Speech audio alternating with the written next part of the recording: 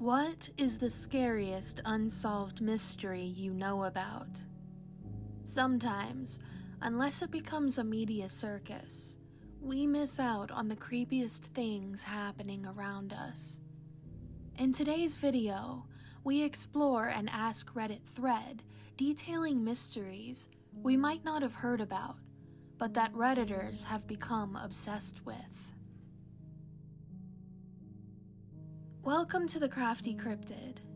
Here you can enjoy watching DIY crafts while listening to the darkest and most mysterious tales I can find. If you enjoy this type of content, click subscribe and ding the notification bell. I post these videos every week on this channel. Today, let's take a look at the Ask Reddit thread. What is the scariest unsolved mystery you know about? Reddit user NinaNina1234 starts us out today with a story from 2006. 23-year-old Robert Hornbeck, a soldier at Fort Benning, went to Savannah to visit family. He went out bar hopping with a friend. His dad came to pick him up at 3 a.m. His dad called, and Robert answered saying, "Dad, I'm on the stairs." Then the call disconnected. He was missing for the next 10 days. In the nearby DeSoto Hilton Hotel, guests started complaining about a terrible smell whenever the air conditioning came on. A worker went down to check the problem and found Hornbeck's body inside the air conditioning unit. He wasn't staying at the hotel. Somehow, he got inside the hotel through an employee entrance door that was supposedly locked, but there was no sign of forced entry. He would have crossed a dark, empty ballroom and gone through a maintenance door. He climbed up 13 steps so steep they were like a ladder. From there, he went down a dark hallway next to the AC unit. He'd have seen 3 panels that opened into the unit, a large one and 2 smaller ones. The police actually checked inside the large one, figuring no one could have gone in the smaller ones. When they were later checked again, they found Hornbeck had climbed through the middle door, which was only 14 inches wide. Cold air would have immediately blasted him when he opened it. He crawled down through the duct and somehow got past rotating fan blades to crawl even further inside the unit. He was eventually hit by another fan blade and died inside the unit. The police found no signs of foul play, and it was ruled an accident. From Reddit user I Love Balls. Someone I knew in high school was at a party. Reports showed that people saw him leaving the house around 1:30 a.m. and walking home. It was about a 10-minute walk. However, he was never heard from again. A lot of people were questioned. The party had 12 or 13 people attending, and he was one of 3 people who left at the same time. Everyone was between 16 and 20. They say he only had 2 or 3 drinks. He didn't like to get drunk and never had more than that. No other substances were believed to be at the party. 3 days later, his body appeared in a pond in a different neighborhood in the opposite direction of his home. From where the party was and where his body showed up, he had to cross a main street and walk about half a mile, unless he walked through backyards.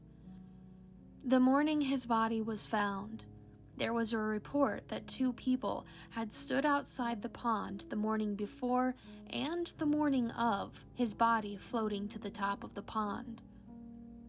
There was some time spent trying to figure out who those 2 people were, but nothing came of it.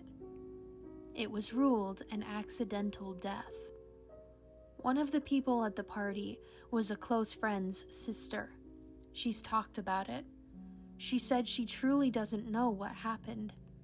She just knows that he wasn't remotely drunk, barely tipsy. There's no reason for him to walk in that direction, and she has no idea who might have been at the pond that morning. User Domni adds, I wonder how many unexplainable deaths or missing people are due to random acts of violence that are nearly impossible to prove. What do you think? Was it foul play or an accident? Our third story comes from Reddit user City Tiger. On June 4th, 2010, 7-year-old Kyron Horman was taken to Skyline Elementary School in Portland, Oregon by his stepmother Terry, who then stayed with him while he attended a science fair. Terry stated that she left the school at around 8:45 a.m., and that she remembered seeing Kyron walking down the hall to his first class. He never showed up to his first class, and was instead marked as absent that day. His stepmother ran some errands and came home to post the photos of her stepson at the science fair. At 3:30 p.m., Terry and her husband Kane walked with their daughter Kiara to the bus stop to meet Kyron. The bus driver told her he had not boarded the bus. Terry called the school only to be told Kyron had not been seen since early that day and was marked as absent. An exhaustive search has found no trace of him. From user The Mean Green Goblin, Brandon Lawson. He disappeared in the middle of nowhere on a highway near San Angelo, Texas in 2013. He made a 911 call, out of breath and running, clearly being chased. I believe the recording is on YouTube.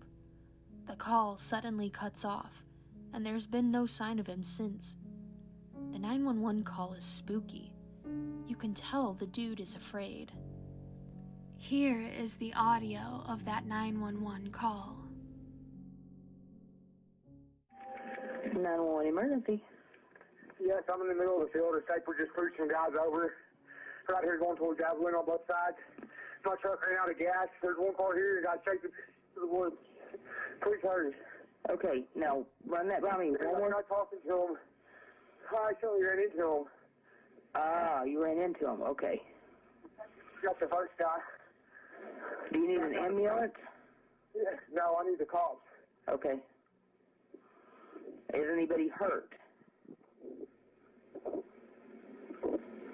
Hello?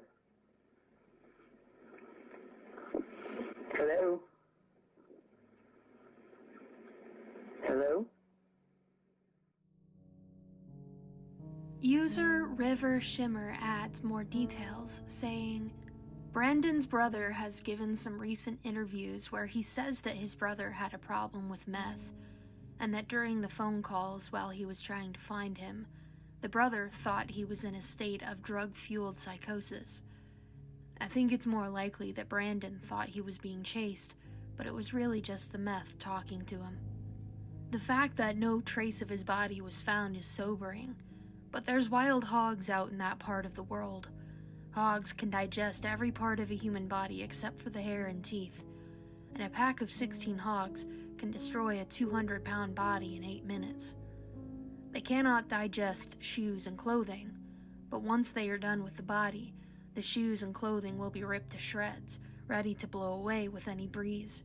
And being torn up, plus washed through porcine digestive tracts, those bits of garments will rot away even faster than they already were. Lastly, Reddit user Deliciously Caramel tells us about Todd Geeb. The case of Todd Geeb, a guy who was at a party with his friends and left to walk home alone. His friends got some weird phone calls from him after he left, and then he was missing for a few weeks, I think. Weeks later, he was found dead but standing upright in the middle of a lake, with the water up to his shoulders. From what I remember, the cause of death wasn't drowning, so he must have been placed there. Honestly, so fucking creepy. Do you have any unsolved mysteries that absolutely chill you to the bone? Leave them in the comments below. I hope you enjoyed today's video. To be notified when I post next, click subscribe and ding the notification bell. I post every week on this channel. Leave a comment and a like for the YouTube algorithm. Thanks for watching, and stay safe out there, cryptids.